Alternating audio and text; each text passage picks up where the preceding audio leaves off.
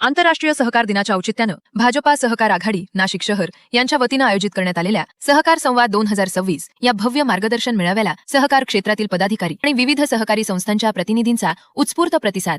सहकार से समृद्धी या संकल्पनेला केंद्रस्थानी ठेवत आयोजित या मेळाव्यात केंद्र सरकारच्या नवीन सहकार धोरणाची माहिती, सहकार संवाद कार्यक्रमाचा उद्देश, ही संस्थांची भावी वाटचाल आणि बदलत्या काळातील भाजपा सहकार आघाडीचे पुढील कामकाजाचे धोरण आघाडीचे शहर संयोजक ॲडव्होकेट महेंद्र सूर्यवंशी यांनी मांडले. आंतरराष्ट्रीय सहकार दिनाचे महत्त्व, सहकार चळवळीचा इतिहास व वर्तमान यांचा वेध आणि सहकार चळवळीचा प्रेरणादायी प्रवास सहकार भारतीचे श्री शरद जाधव यांनी उलगडून सांगितला. तर सहकार कायदा, नियम आणि पोटनियमातील महत्त्वाच्या तरतुदींवर माजी जिल्हा निबंधक श्री सतीश खरे यांनी सखोल विवेचन केले. गृहनिर्माण संस्थांचे व्यवस्थापन आणि पुनर्विकास या विषयावर फेडरेशनचे श्री वसंत तोरवणे यांनी मार्गदर्शन केले. नवीन सहकार धोरणानंतर देशभरातील सहकारी बँकिंग क्षेत्रात झालेल्या आमूलाग्र परिवर्तनाचा आढावा आणि विस्तारलेल्या नवीन संधी याबाबत नामको बँकेचे अध्यक्ष माननीय श्री हेमंत आप्पा धात्रक यांनी मांडला.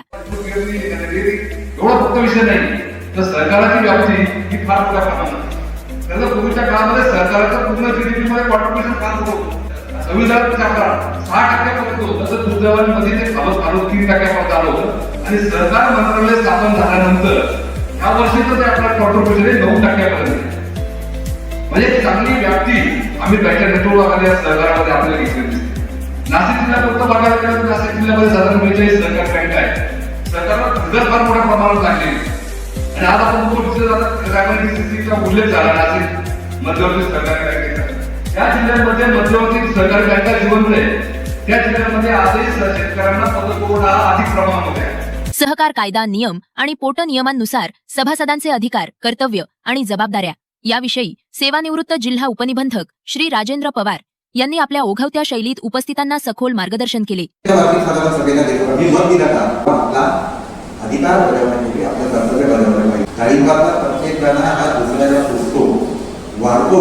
दुसऱ्याची वाढ सगळ्या जणांची सारखी वाढ होते, सगळ्यांना रस मिळतो, गोडी कायम राहते, याला म्हणतात सर. दुसऱ्याचं आहे हे मला सांभाळून दिलं पाहिजे. चेअरमन आणि डायरेक्टरांची ती जबाबदारी, ते विश्वास काय मालक नाही. त्यांनी आपल्यानंतर नवीन डायरेक्टर तयार केले पाहिजे. इथे प्रशिक्षण, एका कार्यक्रम प्रशिक्षण आणि शिक्षण. जर तुम्हाला तुमच्या सरकारी संस्थेचा पोटनियम काय ते माहितीच नसेल, मग आपल्या संस्थेचा पोटनियम आपल्याला कसा माहिती? कारण हे कार्यक्रम त्यासाठी महत्त्वाचा. कार्यक्रमाच्या अध्यक्षस्थानी सहकार भारतीचे संघटन प्रमुख शरद जाधव होते.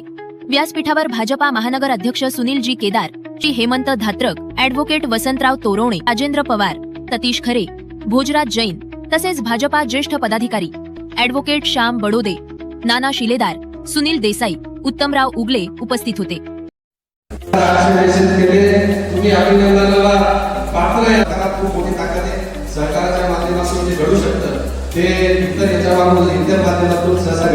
यावेळी भाजपा शहराध्यक्ष श्री सुनील केदार यांनी सहकार क्षेत्रातील आपल्या प्रदीर्घ अनुभवाच्या आधारे बदलत्या काळात सहकार चळवळीला अधिक सक्षम, पारदर्शक आणि लोकाभिमुख करण्याची आवश्यकता अधोरेखित केली.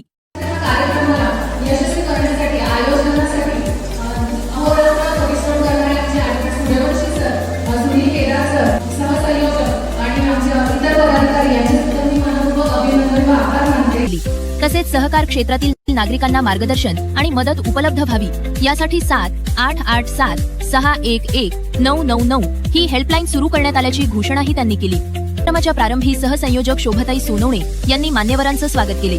श्री जयेश शेवाळे यांनी सूत्रसंचालन केले, तर ॲडव्होकेट शलाका पाटील यांनी आभार प्रदर्शन केले.